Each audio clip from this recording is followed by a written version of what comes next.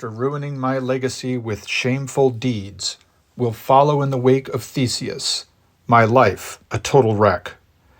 Whoever prefers wealth or might to the possession of good friends is surely a total fool. From the closing lines of Heracles Mad, a play by Euripides.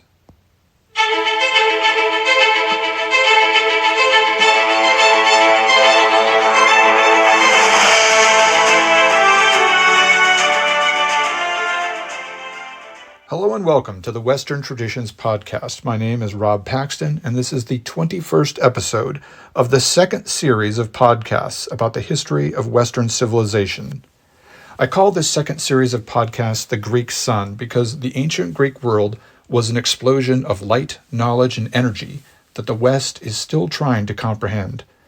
The Greeks made developments in politics, war, philosophy, science, math, and nearly every other area of human endeavor, developments which continue to impact our own understanding of the world. This episode will be the second chapter about Greek drama as it flourished in the 5th century before Christ, at the height of the classical era, and during the disastrous Peloponnesian War that broke out in 431 BC. Now, before we continue with the episode, I encourage you to check out my website, western-traditions.org. There you can find all the episodes, as well as some helpful maps and pictures. You can also buy some Western Traditions merchandise or otherwise support the podcast directly through PayPal or the Patreon options. You can also listen to this podcast on Amazon Music, Spotify, YouTube, and a number of other platforms. But wherever you listen, please remember to like, share, subscribe, and comment. And now, let's raise the curtain again on Greek theater in classical ancient Greece.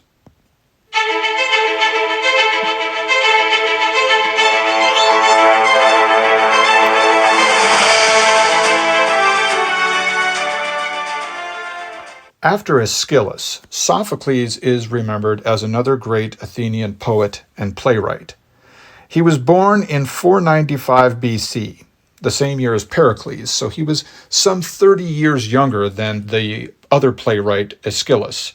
Along with Euripides, who I will also discuss in this episode, each of these three playwrights have a legendary connection to the Battle of Salamis, in which Athens defeated the Persian navy and may very well have saved the West from Eastern domination. The connection is described as follows. Aeschylus was a grown man in 480 BC, and therefore he personally fought at the Battle of Salamis.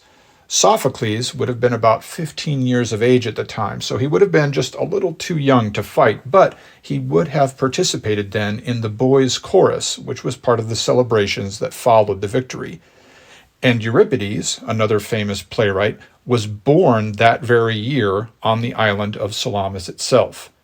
There's no telling if the legend is completely true, but the men's birth dates are known, so the connection is real on some level. Anyway, little more is known about the family of Sophocles or about the man himself, and there's not even agreement on whether his father was rich or poor. We do know that Sophocles presented his first play in 468 BC at one of those dramatic competitions which I described in the first Greek drama episode. With his very first play, Sophocles defeated the great Aeschylus and won first prize. Sadly, though history tells us of this victory, we do not know what that play was, as it is among Sophocles' many lost plays. In his whole career, spanning from 468 BC until his death in 406 BC, some 62 years of writing, Sophocles would write more than 120 plays.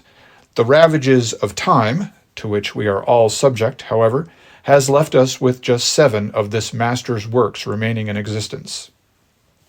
Now, in the introductory episode to the classical era of Greece, I described not only the legend of Oedipus, but to some extent I also described the play about this particular myth written by Sophocles. Sophocles actually wrote 3 plays about Oedipus, beginning with Oedipus Rex, or Oedipus the King.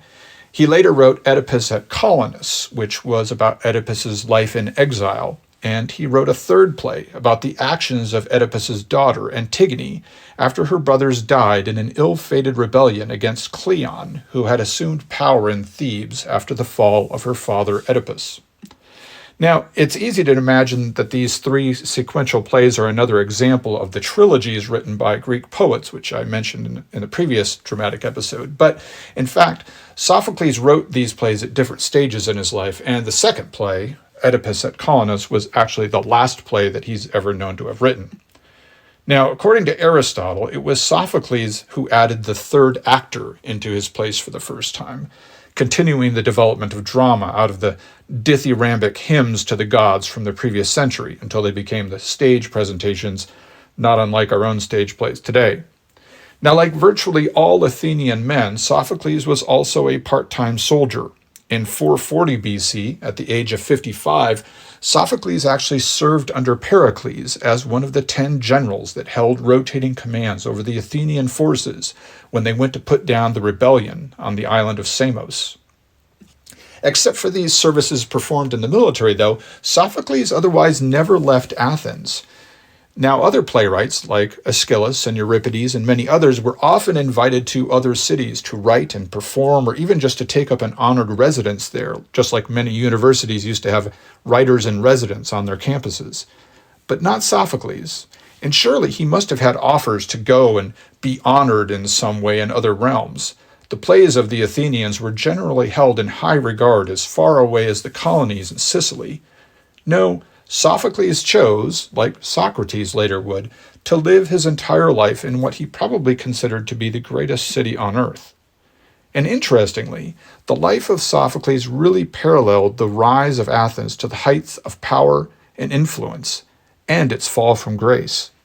He was born just 5 years before the Battle of Marathon, which catapulted Athens onto the world stage as a giant killer when Athenian forces defeated the Persian invaders on the beach. And Sophocles died in 406 BC, just 2 years before Athens' final surrender to the Spartans and their allies. During Sophocles' life, really all the greatest events of Athenian history would occur. Now, in addition to his 3 plays about Oedipus and his children, 4 other plays of Sophocles survive. He wrote Ajax, a play about the suicide of the legendary warrior during the Trojan War. Sophocles also wrote a play called Electra, about a daughter of Agamemnon who, along with her brother Orestes, seeks revenge on her mother and her mother's lover in her father's name. Another of Sophocles' plays is known by 2 names, The Women of Trachis or the Trachiniae. The play's events concern the death of Heracles at the hands of his wife Deianira. Finally, Sophocles also wrote Philoctetes, a play about a quest involving Odysseus and a son of Achilles during the Trojan War, in which they seek the aid of Philoctetes, a son of Heracles.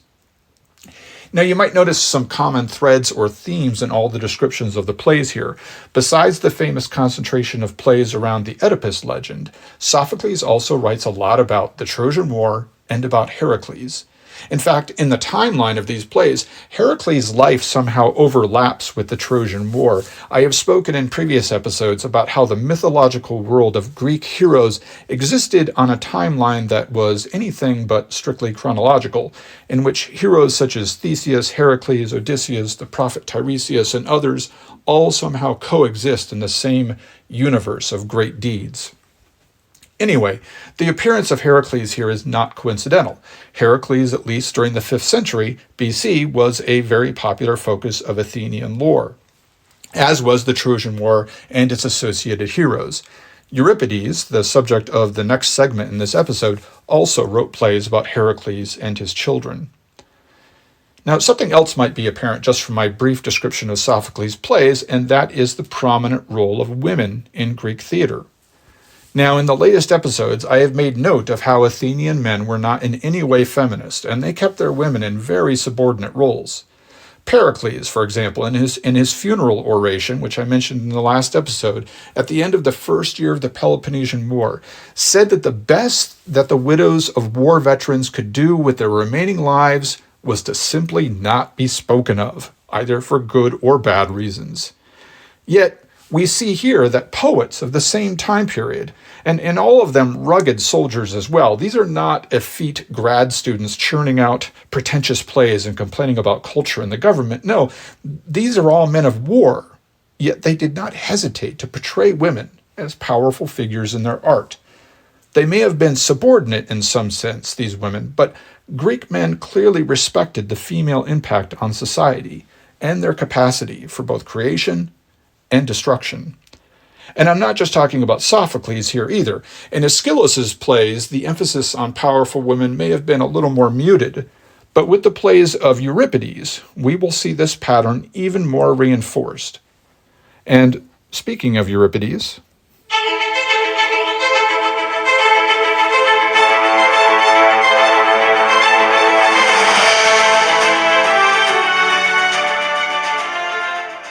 the life of Euripides also encompassed the rise and fall of Athens. Born in the very year of the battle Salamis, in 480 BC, on that very island for which the tide-turning battle was named, Euripides, like Sophocles, would also die in the year 406 BC, at age 74, as Athens approached its 5th century nadir.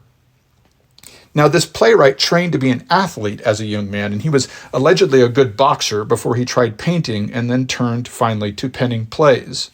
He wrote his very first play at 18 years of age, and he continued to write until the very end. In fact, his last victory in the dramatic competitions that the Athenians loved to hold, this last victory came posthumously in the year 405 BC, a year after his death, when his son, who was also named Euripides, presented a play that the poet had apparently just completed before passing away. During his career, Euripides came to know many of the most famous names in Greek history, and he was beloved even after his death, when his plays continued to be cast.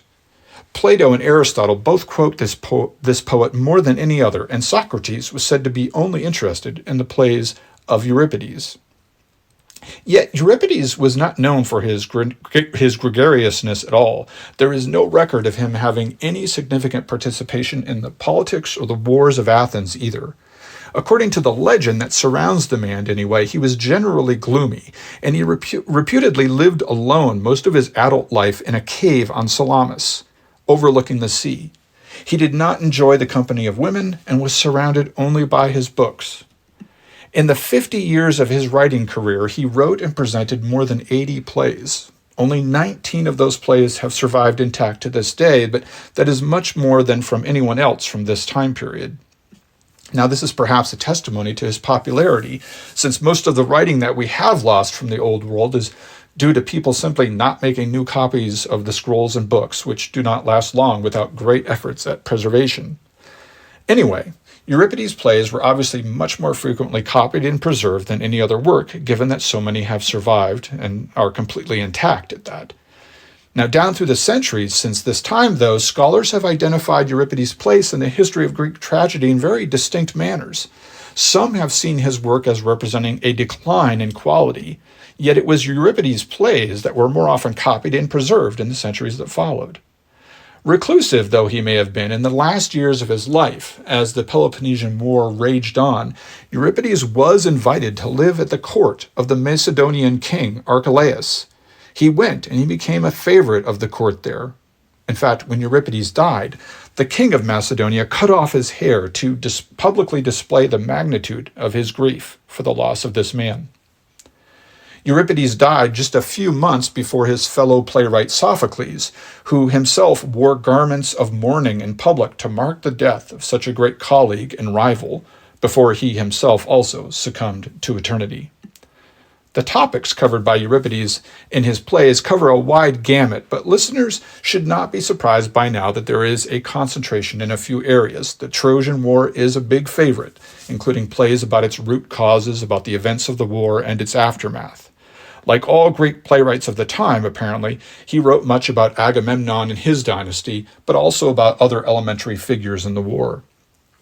Interestingly, Euripides also not infrequently wrote about powerful women, and also wrote very considerately of the fate of the foes of Greece, such as in his play called The Trojan Women, which is a moving depiction of the suffering of the Trojan women who became captives of the Greeks after the fall of their fabled city.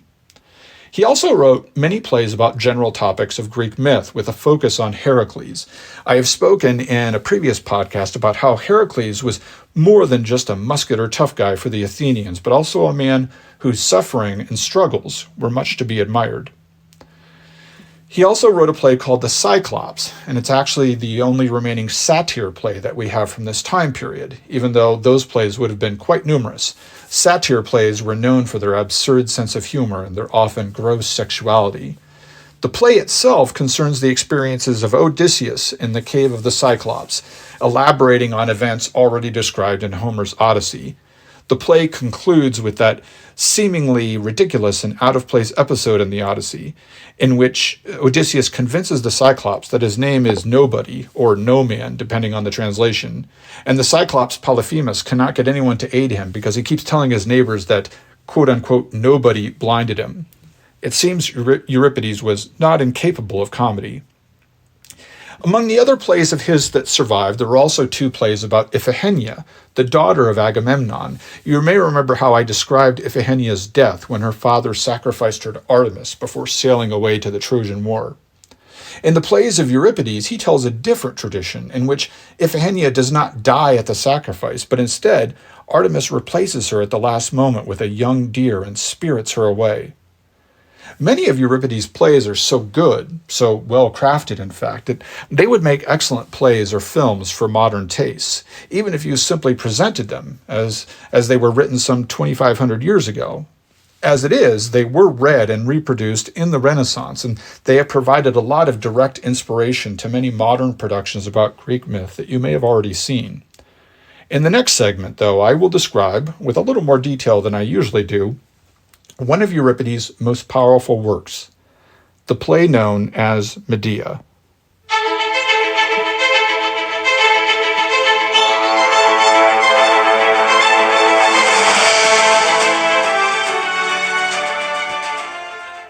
Medea is a play that is actually neither about the Trojan War nor about Heracles. Here, Euripides writes about another topic from Greek mythology, the voyage of Jason and the Argonauts. Or rather, he writes about the postscript to that fabled adventure, the events which followed upon Jason's return from his quest to find the Golden Fleece.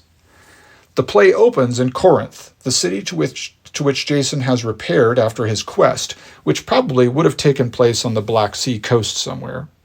Jason has fled to Corinth after the success of his quest due to complications caused by Medea, when she essentially murdered the rival of Jason's family through witchcraft, and the two of them, Jason and Medea, had to flee. They have been received warmly in the city of Corinth. In fact, by the opening of the play, Jason has taken the daughter of Creon, the king of Corinth, in marriage, and he has abandoned Medea. Worse, he has also abandoned the two children, which Medea has already borne to him. This is the substance of the tragedy as the play opens, with the nurse of Medea bemoaning her mistress's suffering to the chorus of the play.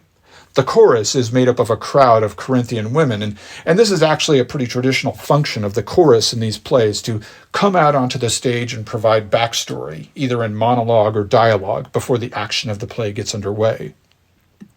Medea adds to the litany of woe herself presented here when she comes on stage shortly thereafter. She wails regret for all the sacrifices that she made to be with Jason, having abandoned her father and slain her brother and traversed so much of a treacherous world, only to see Jason now with another woman, only to see him forsake the sons that she has given him.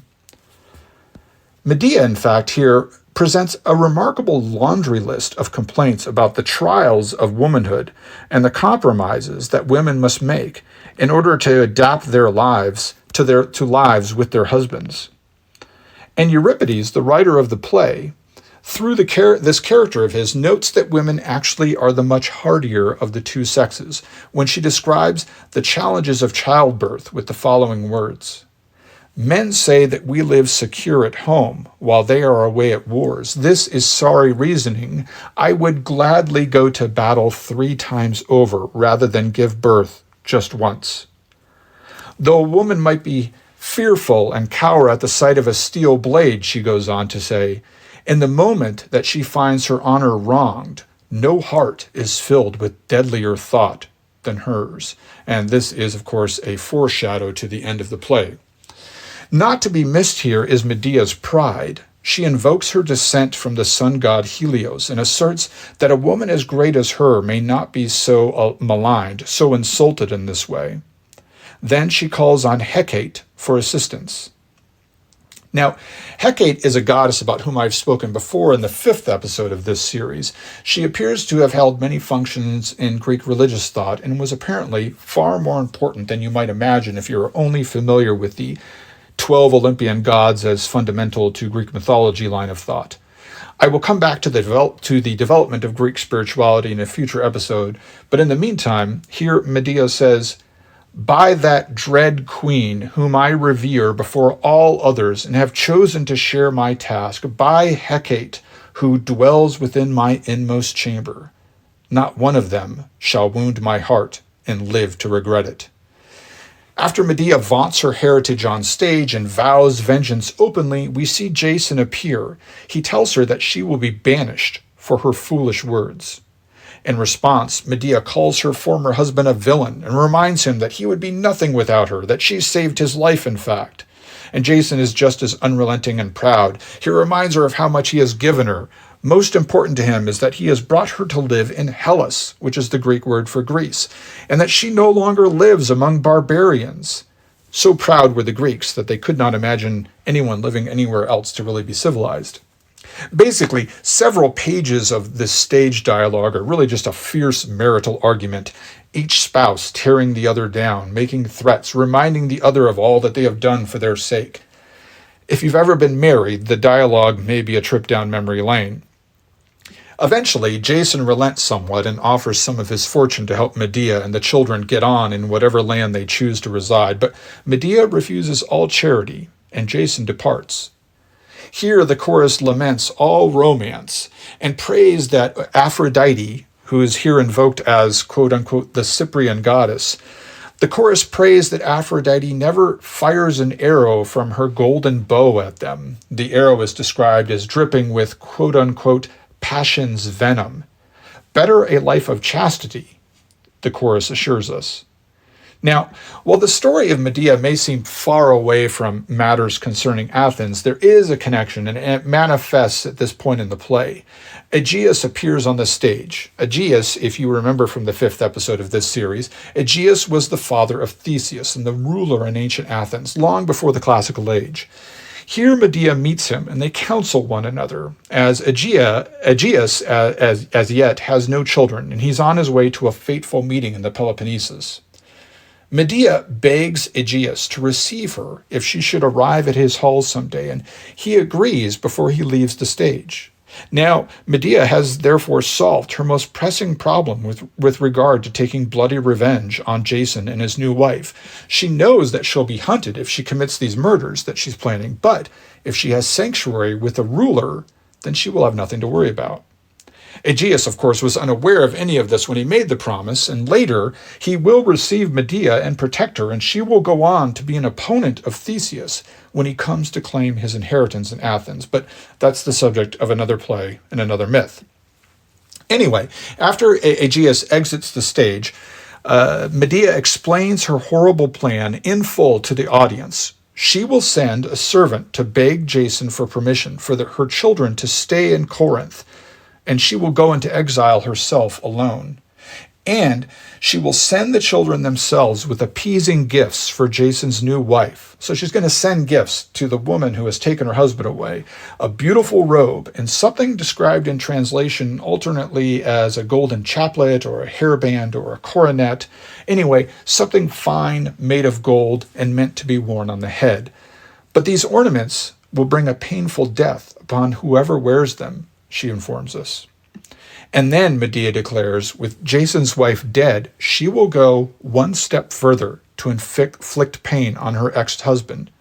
She will slay the young sons that the two share with her own hands. Why kill her own children, you might ask? And the chorus does ask this. Medea explains, because that will hurt her ex-husband even more. This will stab him in the heart.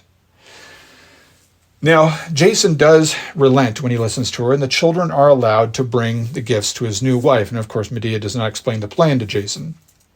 She only apologizes and begs for her children to stay. So the children return to the stage with a messenger who informs Medea that they have been allowed to remain. And this is after they've turned over the gifts to Jason and his new wife. Now, Medea laments that she must now say goodbye to her children. And in the audience, we know, of course, that she's really crying over the cruel deed that she's now going to perform, knowing that her romantic rival now possesses the fatal gifts, and that she will soon be dead, and all will soon be out to persecute the murderer. The children then exit, apparently going into some sort of artificial structure on the stage that would have represented Medea's dwelling.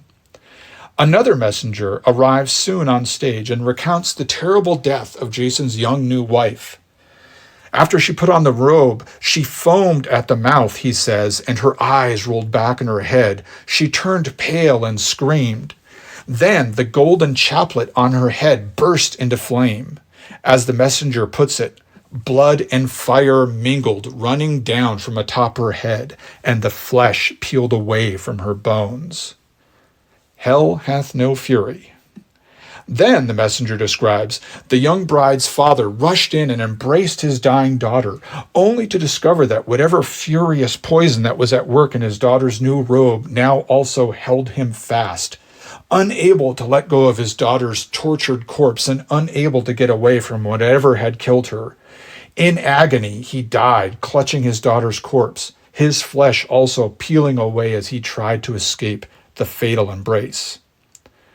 Medea declares that now her children are doomed, and she must be inferring that her children will not be allowed to live here in Corinth after this deed, after she, their mother, slayed the ruling family with a gift given through the hands of her children. So, since they must die, she declares that she will do it with her own hand.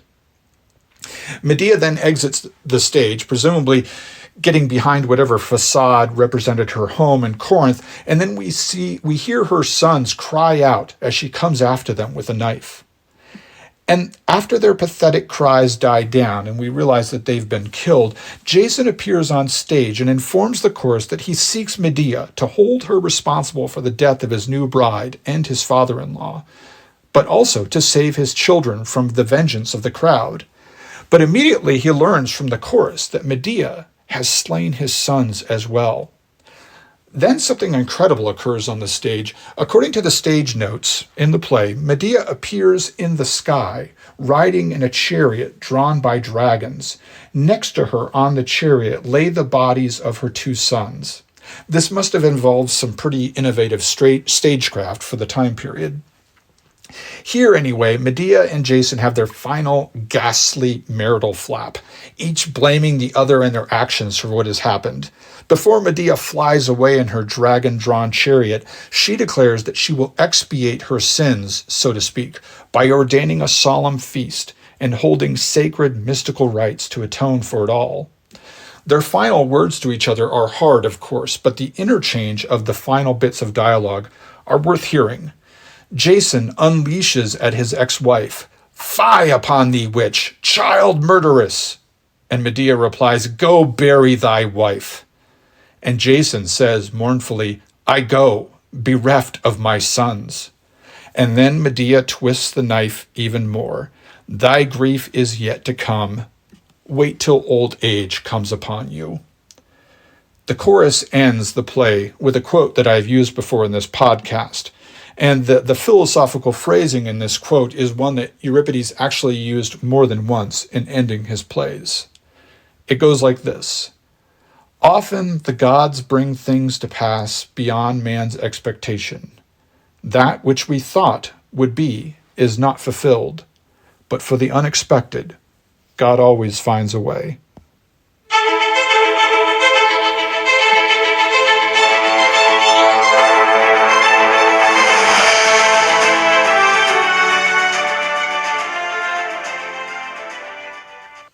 A couple things about that traumatic final scene before I conclude this episode.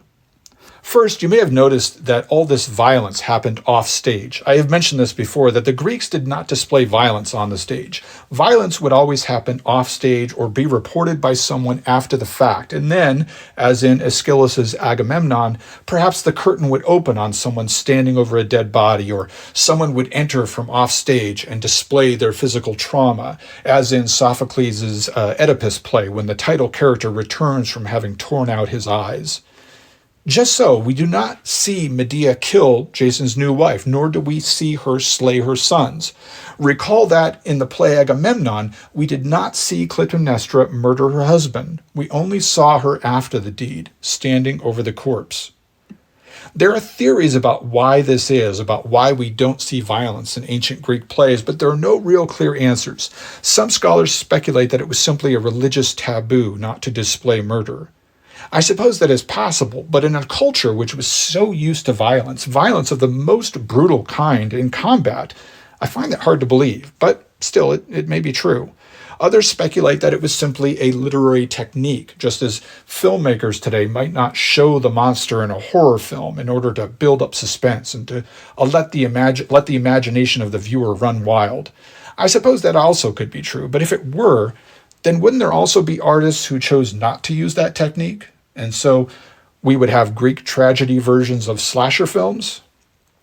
I'm not sure what is true about the methodology here. I only know that it is consistent. You can always expect violence in a Greek play to be hidden from the audience. Regarding the audience, I think it is also important to remember when you read this and other Greek plays that it is easy, maybe desirable, to distance yourself from the drama, from the tragedy, from the emotions of the characters. But as Aristotle says, this was not mere entertainment for the Greek audiences. Stage plays are descended from religious rites, and the people who watched them were meant to experience catharsis, an engagement in the passions of the acting and the stage work. When ancient Greek audiences watched the family violence of a play like Medea, this was a subject that they all probably knew familiarly. The horrible way that married couples can stick the knife in one another, can respond with exaggerated savagery to the wrongs and slights of their relationship. Surely the people in the audience watching Medea also knew of the phenomenon that we now call the family destroyer, right? The angry spouse, male or female, who decides that the ending of their marriage really means the end of the world and chooses to take everyone with them in a suicidal episode of brutality. You see, this moment at the end of the play when Medea murders her own children, it would not have been a shocker for the audience. They already knew the myth.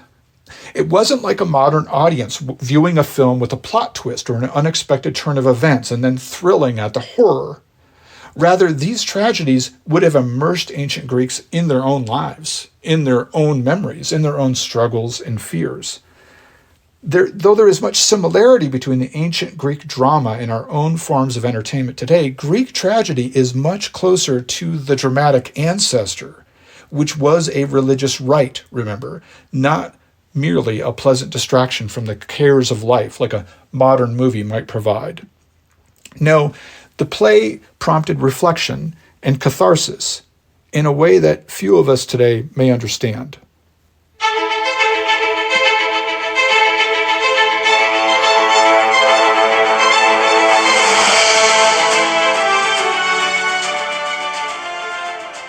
You may have noticed that the recent episodes have become a little crowded with familiar names, such as Socrates, Plato, Aristotle, Alexander the Great, and so on.